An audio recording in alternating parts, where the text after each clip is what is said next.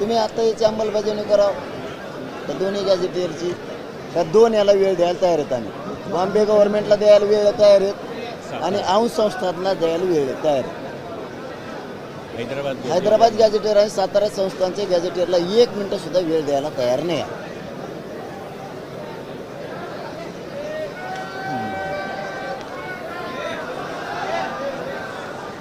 कारण हे वाचून झालंय, सगळी प्रक्रिया झाली, पुरावे बरं हे उडत नाही घर हे उडत नसतं. दुसरं तरी एखादं उडण टाप हे उडत नसतं. कायदेशीर दस्तावेज कसं उडण सातारा संस्थांचं हैदराबाद गॅजेटियर सरकारी दस्तावेज काय करता येणार आहे कोणाला?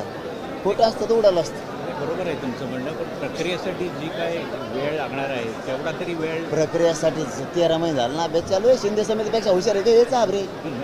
मग ती प्रक्रिया त्यांनी अजून राबवली पाहिजे ना. मग त्यांना राबव म्हणा. त्यांनी सांगितलं नाही या दोनला नाही ऐकत मी. सातारा संस्थान आणि हैदराबाद गॅजेट याला नाही ऐकत. मला गोळ्या घाला तुम्ही आडमुठे समजा काही समजा मी हलत नाही. मी ठाम करून निर्णय करून आणले घरूनच.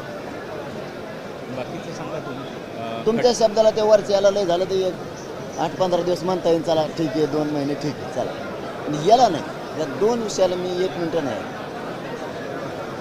सातारा संस्थान हैदराबाद गॅजेटियरला 1 मिनिटं ऐकू शकत नाही.